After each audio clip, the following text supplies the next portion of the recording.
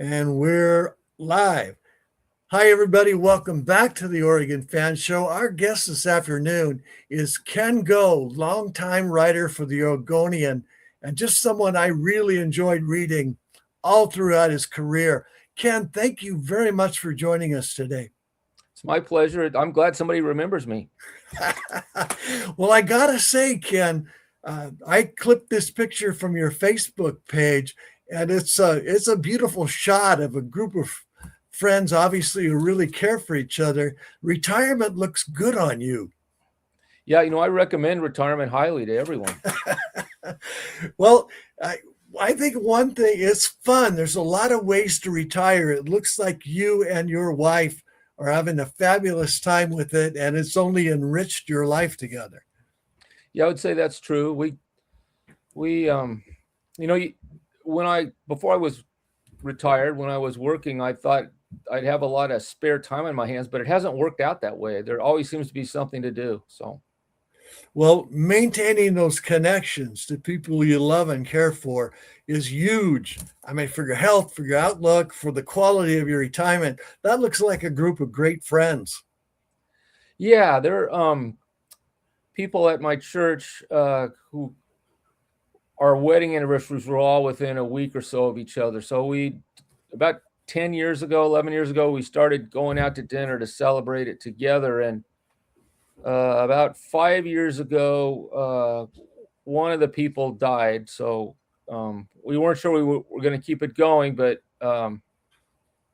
another person stepped up. So we went on, and while we missed Sam, we didn't really miss a beat as far as enjoying each other's company and having a good time. My wife is the director of Oregon Peer Outreach, Oregon Senior Peer Outreach.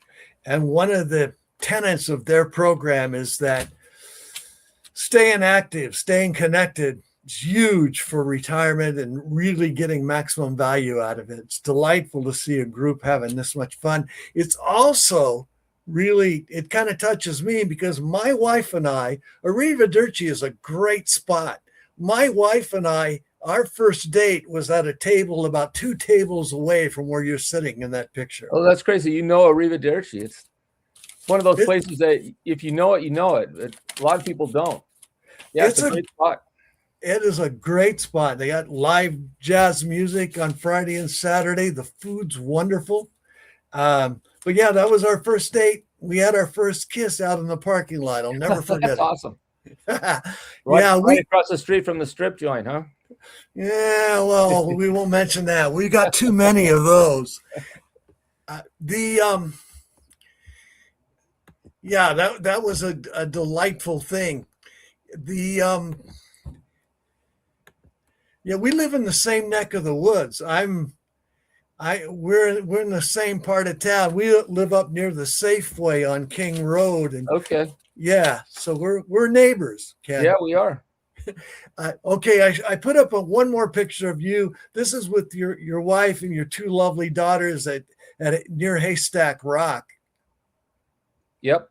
My one oldest daughter, Heather, lives in Phoenix, and she is up for about a week and a half. So we rented a house in Seaside and took Heather and Courtney, our other daughter, and went and spent 3 days there. Had a great time. Oh, that's fantastic. All right. Well, that's a lot of personal information.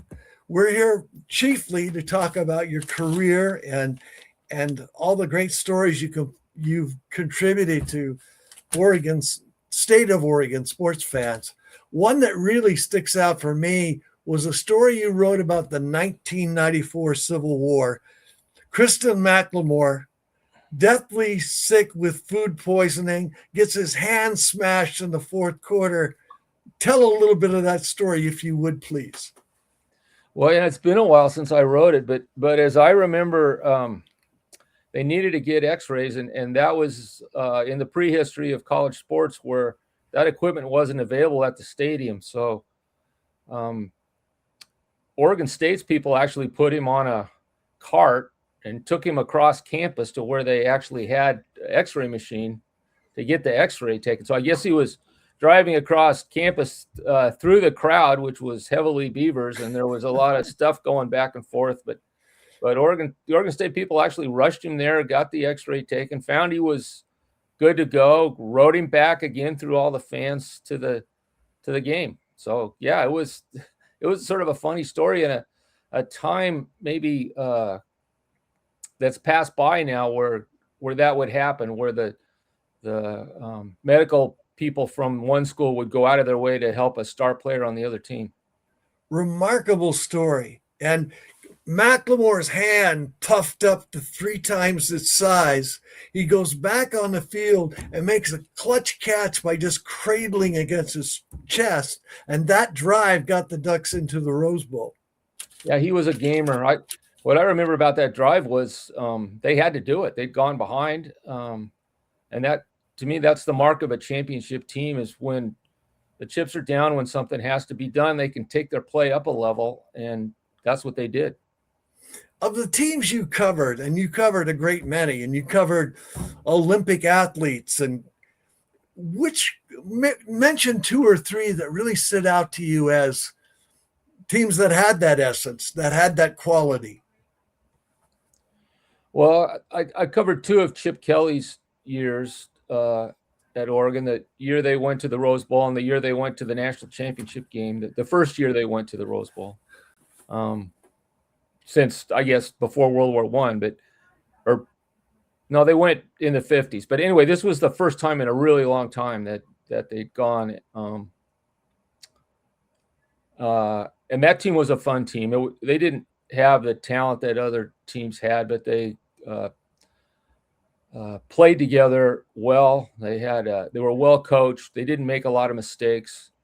And they gave a vastly more talented Penn State game a hell of a game. They moved the ball up and down the field on it. If they could have stopped Penn State at all, they would have had a chance to win the game. And they had some good defensive players on that team, just not enough of them. That would have to be one. That wasn't Chip Kelly. That was Rich Brooks. But and then, the team that went to the national championship game was, again, a team that maybe didn't have the talent that Auburn had in that national championship game, but they came within 1 play of winning the game.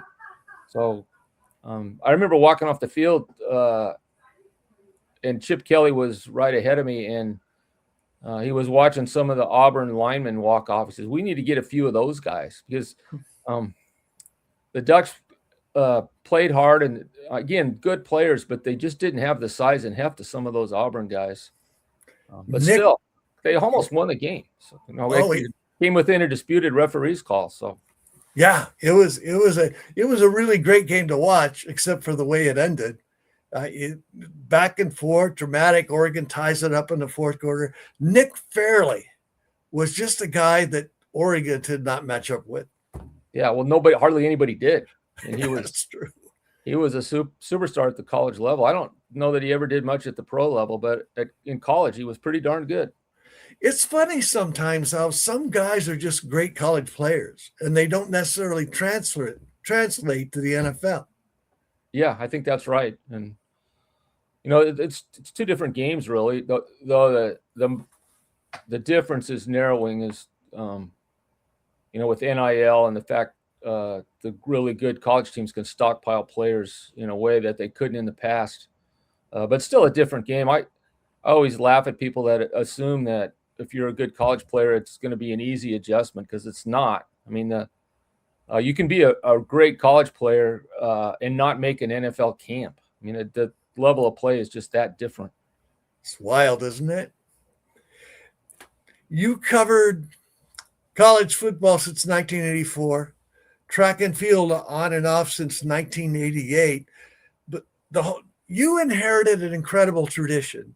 I remember when I was growing up as a boy in West Lynn, that I would rush to the front doorstep every day to read George Passero and Rupp and Dwight James, and then yourself. Obviously, we're about the same age, so that came along a little later. But you inherited this great tradition of, I think, writers who celebrated sports. I mean, I remember Jim Murray, guys like that. it wasn't all hot takes and hyperbole. They enjoyed covering athletes. They celebrated their courage and effort and determination. And it was positive. There wasn't all this screaming. Yeah, I think I came up in an era when it was important to tell a story, which you can't do in a hot take. That you're looking for a one-liner and often a put down when you do that. And yeah, I think the business is in a lot of ways has changed for the worse because that's what's emphasized now. So it was a business and it was your job for 43 years. Now that you're retired, do you follow sports to any degree or you just put that chapter away? Not at the same level that I did in the past, but yeah, I still, I really don't like the trends in the college game. I was always a proponent for paying the players, but what's happening now is not what I envisioned when I thought the players should get a cut of the money being made off their efforts. And I always tell myself I'm not going to watch this year. It's just, I've had it. I'm fed up. And then by the third week of the season, it's on all day long. So on Saturday, so I still like the game. I don't like some of the things around the game right now. But what about small college football? You're a graduate of Lewis and Clark, a really terrific school, and from what you've written about in the past, you really loved your experience there. Do you ever get back to a game of Lewis and Clark versus Linfield or something like that? Since I've retired, I've gone to the homecoming game every year, which has been fun. I would like to get to more games. I always tell myself I'm going to, and then one thing leads to another, and I don't. But maybe this year. Yeah, I do enjoy the small college level, and one thing a couple things I really like about it. One, that there's no NIL money there, and people who go to Lewis and Clark or Linfield or Willamette, they're not going there because they think they have a pro future. They're going there to get an education, and they love the sport. So they're looking for a place where they can do both at the highest possible level. And the other thing is, if you watch a small college game, you're just watching football. You're not watching the referees huddle around a TV camera to decide whether the guy was inbounds or out of bounds. The game is just played, and you see the flow of the game in a way that you used to see at major college football, and it's over quickly. You don't have all these long stoppages of play. That can be really fun. I went to a game at Linfield 2 or 3 years ago, and just as you say, it was a rich experience. There was all the color and tradition and history and joy in the game without some of the stuff that kind of clouds it up a bit. Yeah. Nobody's interviewing the coach in the between the third and fourth quarter on the sidelines. They're just playing football. Yeah. Some of the stuff gets really cheesy. Well, do you follow the Beavers or Ducks at all at this point? Yeah, I mean, like I told you before, I always tell myself I'm not going to, and then I get sucked into it. So, yeah, they're both compelling in their own ways. I think Oregon has moved up at a level beyond where they were when I was covering them. The Beavers have taken a step back, so that sort of what you're watching now, or what interests me now, is that the Ducks are at a level where, if they don't win a national championship or at least play for one, their season's viewed as a failure, which is so different than it was when I was covering them. And the Beavers they're underdogs. I mean, they're fighting their way back from being basically shoved out of the Pac-12, and what I guess they're still in the Pac-12, but shoved out of any chance to be in a power conference. And what are they going to do with that? They've got some challenges. Are they, can they put things back together and be competitive or not? So I think there's some pretty good storylines at both schools. I agree with you. It's interesting about the Beavs. I mean, this new coach Shepard seems to have a good energy about him and a realistic take on what it's going to take to find their level, whatever it's going to be going forward.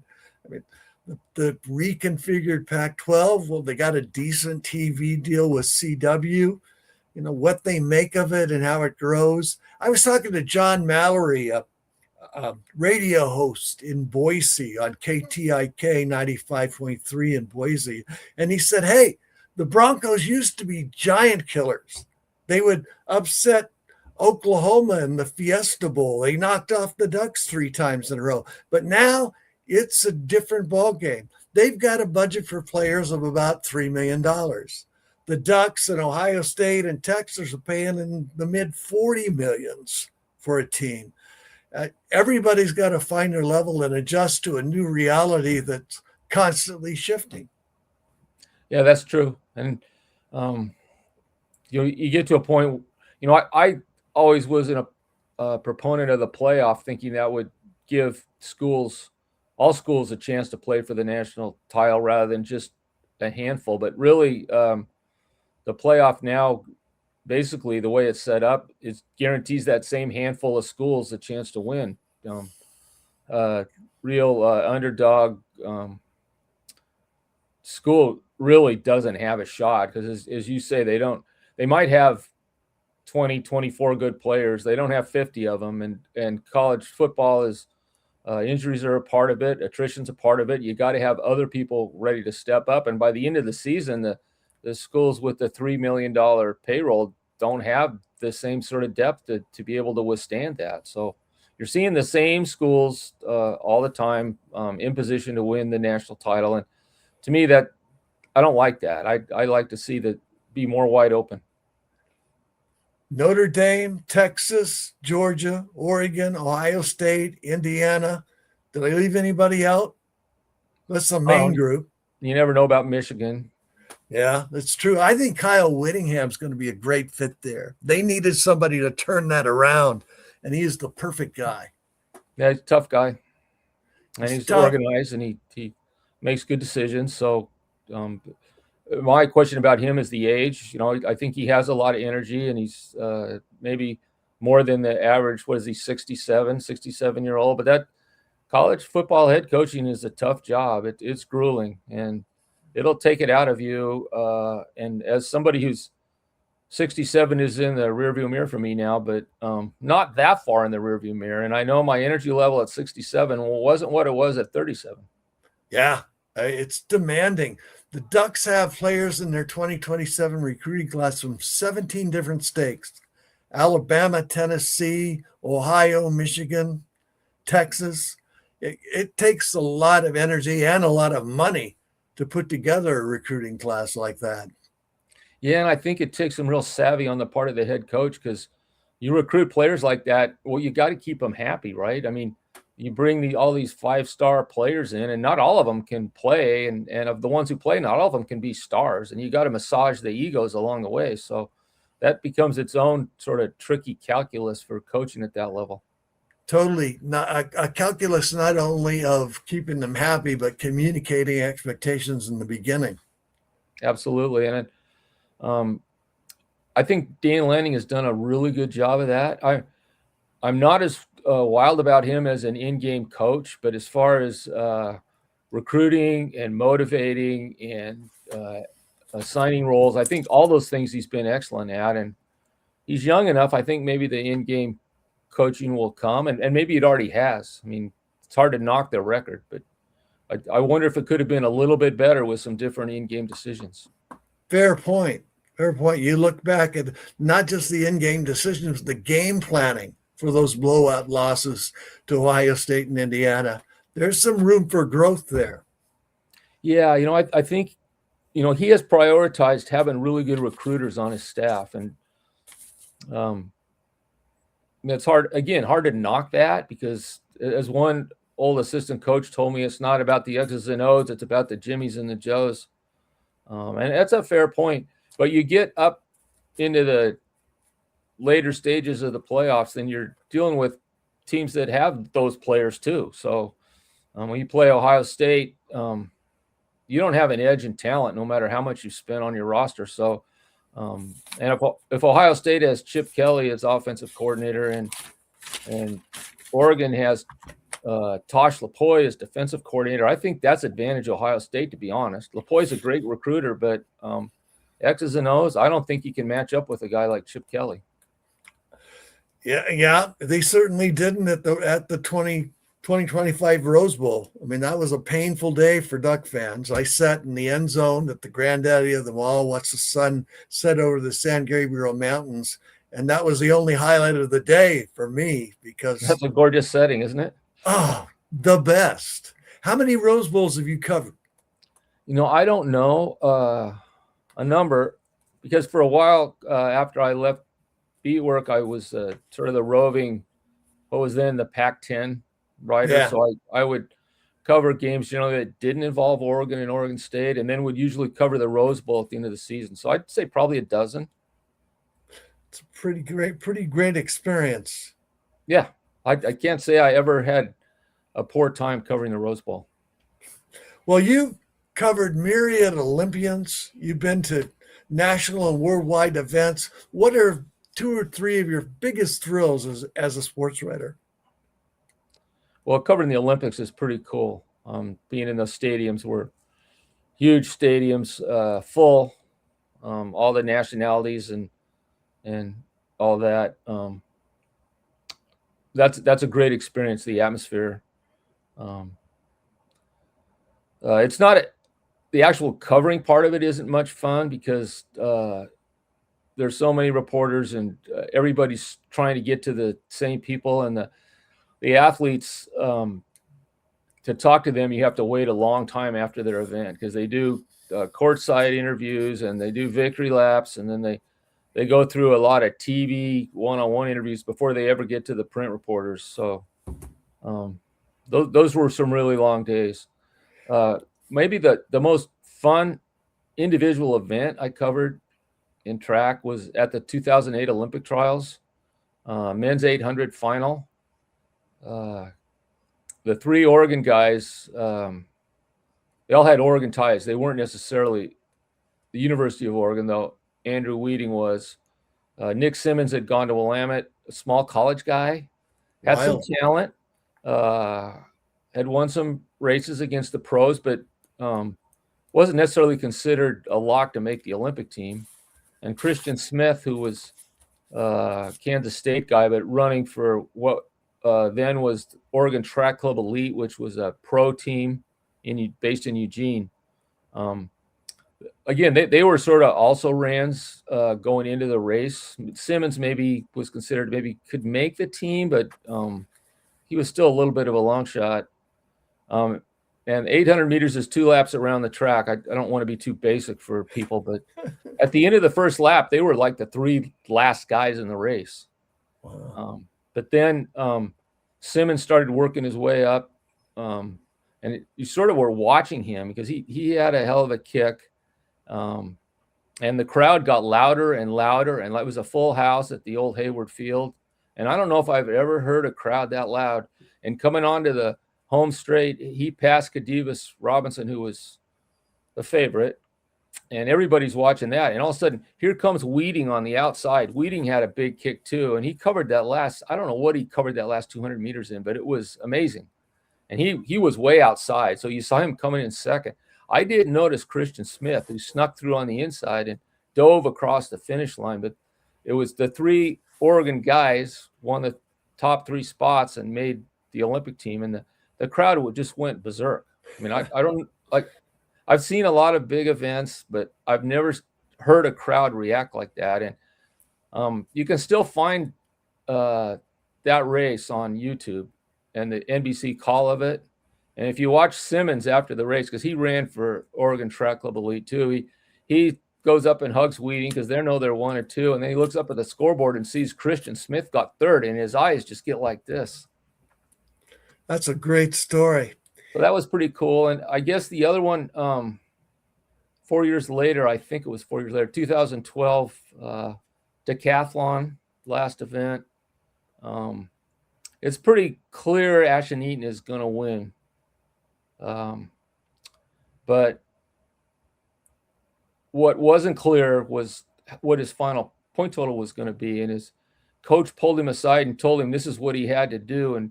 And Eaton said, "You mean to win?" And no, he said to set the world record. And he did. Again, the crowd was really crazy. And the 1500 meters is the last event in the decathlon, which is 10 events. And the athletes are pretty tired usually by that time. So you see some guys who are pretty good and some guys who know they're not going to finish well and just jog it. But Eaton knew exactly what he had to do, and he was running really hard. And the guy was with him. I'm forgetting his name, but he was a good decathlete. But the 1500 was one of his better events, and he stood aside for Wheating and let him cross the finish line to win that event. It also set the world record, so that was a pretty cool moment too. Well, that's an incredible example of grace under pressure and unselfishness. Do you think it taints Eaton's record to any degree that it went down like that? Curtis Beach, that was the name of the guy that suicide. No, I think it's an example of sort of something that's unique in track, especially in the field events. Those guys all pull for each other. They're competing against a mark or trying to achieve something in the event that they're competing in, whether it's a height in the pole vault or a shot put. But they all cheer for each other because they're not competing against those guys. They're competing against themselves. So I think that's just a great example of one of the things I love about track and field and what makes it a unique sport. I can see that. That lends a kind of purity to the competition. I think of the classic story of the German long jumper marking the starting line for Jesse Owens in 36. Yeah. Pretty No, that's a great example too. Yeah, pretty cool story. I want to shift gears a little bit. I've always enjoyed your work, very professional. There's one piece in particular that you wrote for your Substack, which was a tribute to your late son. And it was so heartfelt and vulnerable and just beautiful, beautiful writing. And I don't know if you have a copy of it within reach. If you don't, I can put it up on the screen and maybe we can read it or read an excerpt for it, because it's just touching and just great writing. It's inspiring. And I want a chance for folks who haven't seen it before to take a look at it. Do you mind that we review this? No, you're putting a lot of pressure on me being able to read it. But I can give you a little background if you want. Oh, please go ahead. When I married my wife, she had 2 kids already, and I raised them. So I think of them as my kids, but then we had 2 of our own, and the first of the 2 we had was Justin, who was he and I bonded pretty early on because of his love of sports. His first word was ball, so that sort of gives you an idea. And he was a pretty good athlete. Not, he wasn't going to be a major college player or anything, or probably a professional player, but he was a good, for his level, always Little League, Babe Ruth, freshman level of high school. And as a high school sophomore, they pulled him up to the varsity against Lake Oswego, which I think Lake Oswego is still a power, but they definitely were then. And he got knocked around pretty good in that game. And he was complaining of a headache the next week. And we asked him to go talk to the trainer about it. I don't think he ever did. And then the next week they were playing a junior varsity game against Sunset. And he made the tackle on the kickoff and then came off the field complaining about his head and then collapsed. And he nearly died there on the sidelines. Fortunately, the trainer picked up on it really fast, and they had paramedics there, and they got him to the OHSU and had an emergency surgery for a subdural hematoma. And that was a scary time because the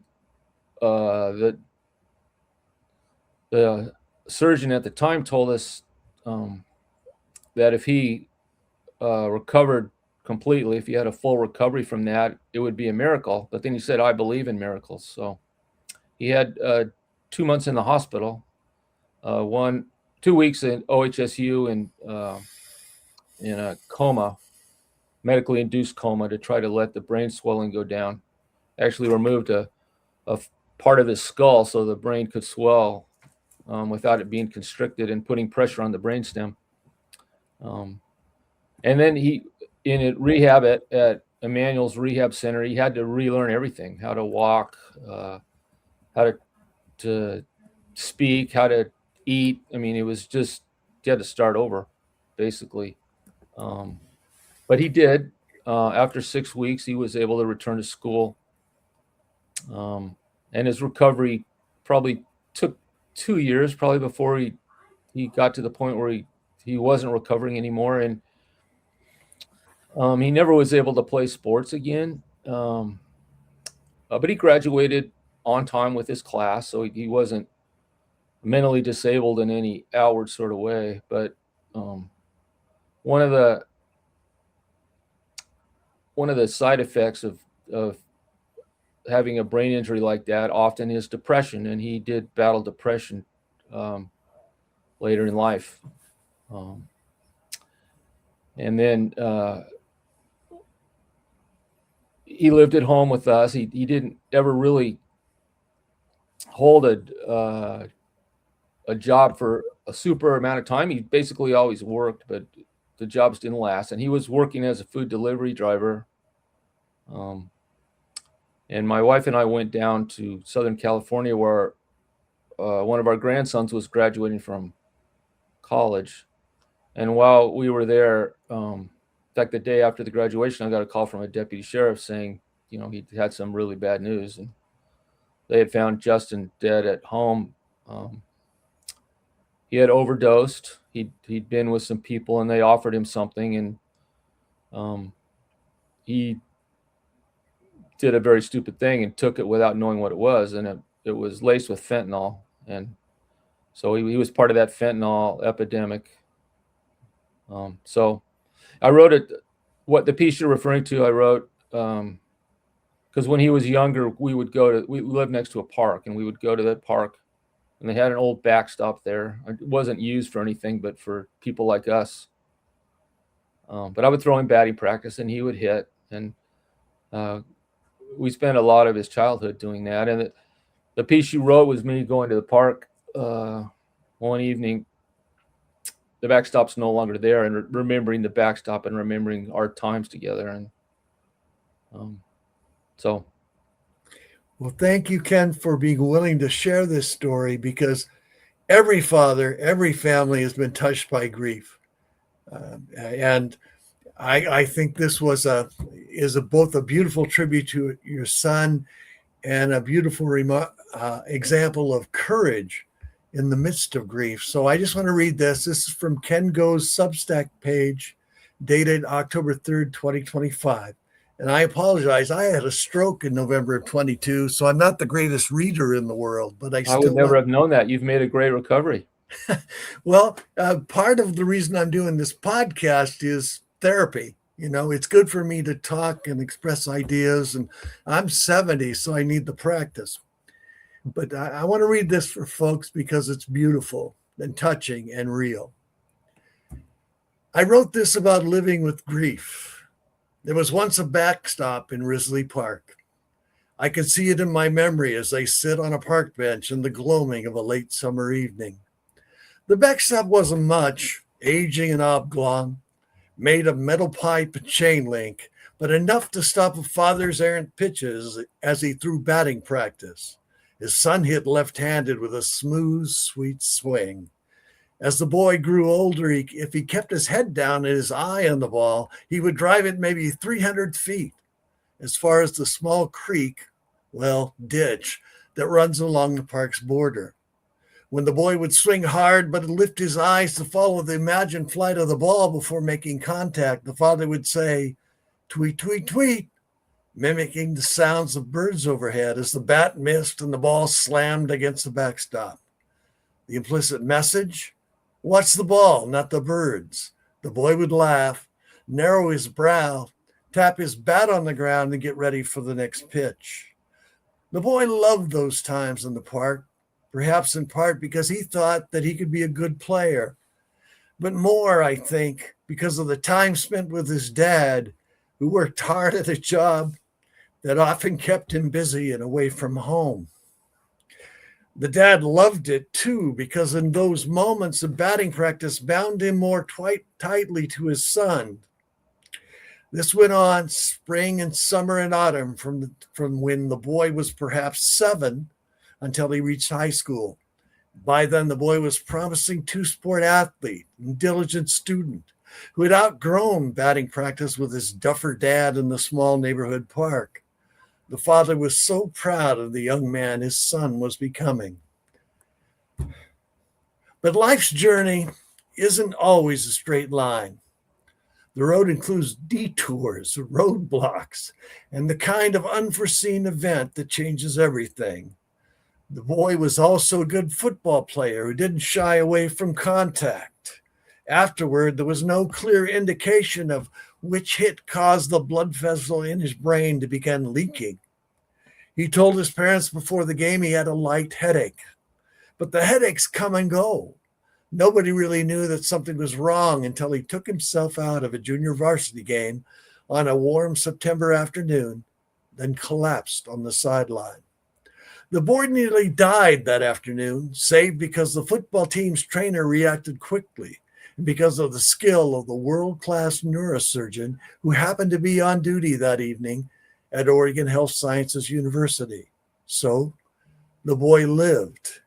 But it took 2 months in the hospital for him to learn to walk, how to eat, how to brush his teeth, how to get his eyes to focus together. For the boy's parents, it was a tough, frightening time. The boy attacked his rehabilitation with the same diligence he showed in school and the good humor that was still a part of his personality. His brain rewired. In time, he was able to walk, focus his eyes, and return to his school. Football was out of the question, but the dad thought the boy would someday play organized baseball again. The boy knew differently. His coordination and running ability weren't the same and never would be. Neither was his ability to think abstractly. He had been in honors math as a sophomore, on track to take calculus. This was no longer possible. Still, the boy graduated from high school with his class and took college classes. He made friends easily. He became the kind of person to whom people took their troubles. He was non-judgmental and empathetic, quick to hug, and blessed with a wickedly sharp sense of humor. He saw the best in people. He was loud, exuberant, and outwardly joyful. But underneath the bonhomie, there was a shadow inside the boy he never could extinguish. The boy didn't stick with college, not completely. Math classes loomed as insurmountable obstacles.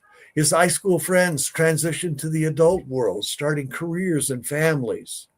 He did not, which almost certainly deepened the shadow. Sometimes he treated his sadness through self-medication. Those things complicated the relationship between the boy and the father, who wanted more than anything for his son to find purpose and direction. They talked about books, history, movies, music, and sports. The boy was passionate and knowledgeable about these things, but the conversations weren't always as frequent, as full as they could have been. The father sometimes couldn't hide his disappointment. Shared moments such as those at the Ridley Park backstop became increasingly rare. The father knew the boy loved him unreservedly because the boy never stopped telling him. And the dad loved his son even if he struggled sometimes to communicate it as clearly as he should have. But the son seemed to be in a good place in late March on a trip to see extended family. The father was so proud of him then. The father still doesn't know why his son took the street drug a month later that slowed his heart and stopped his breathing. It was a risk not worth the high, a fatal mistake. There always was going to be more time until there wasn't. Now, as the day turns to night, I sit on the bench and sort through my thoughts, memories, and regrets. My eyes moisten. I close my eyes and see my son, happy and eager, in his stance, waving the bat as I prepare to throw in the ball. When I open my eyes, it's all gone. The boy, the backstop, a time when life was fresh and bright, the future wide open, the possibilities unlimited. If the old backstop is gone, the bench is new. A gift from the boy's oldest friend and the boy's sister. Money raised in a few days from friends and family members. The plaque on the bench reads, Justin Donald Goe, March 22, 1985 to May 6, 2023. Justin played in this park like it was his backyard. He brought joy and cheer to everyone he met. It's dark now. The park is emptied. I get to my feet and walk away. And I'm sorry I'm breaking up a little. I mean, it's not my story, but the fact that you could convey so much love and so much regret and so much heart in 8 or 9 paragraphs just stuns me. And I'm touched you would let us share that today. Well, thank you for reading it. You did a nice job with it. Well, it was a stretch for me, but we've all known grief. My sister had breast cancer at 42 and left behind three little girls. I'm sorry. I did the eulogy at both my father and my mother's service, but that bond between you and Justin and the way you expressed it was utterly stunning writing. And I'm sorry. I just hope that before I pass from this earth, I can write a story that meaningful and that perfect in how you told it. Well, thank you. We were touched at his memorial. So many kids, well, I think of him as kids. He was in his late 30s when he died, but people he grew up with who came forward with stories about him and how he had made a difference in their lives through his empathy and his willingness to listen and not judge. He had an enormous circle of friends, and his motto always was be kind because you don't, how do you say it? Always be kind because you don't know what's happening to the other person. They only show you a little bit, and there's always a story there, and often the story isn't pretty. And that was the point he made. And so we printed buttons up for the service that have a little B on them, and they say BEE kind. And my wife and I wear them out when we go out now, and it's a way to remember him, and it's also a way to remember that philosophy of life he had, which again made a difference in the lives of a lot of people. Some we knew and some we didn't know until they reached out and told us about it. Well, thank you for sharing that story with us today, and for all the short stories you shared with State of Oregon sports fans over your long career. And I really thank you for coming on today and just getting a chance to talk with you. No, I appreciate you having me on. Like I say, it's nice to know that somebody remembers me. Well, people certainly will. Ken, I hope we get a chance to visit with you again. And I thank you for your generosity. Have a wonderful day with your lovely wife. Thank you, Dale, and best of luck to you. And thanks for having me on. Take care.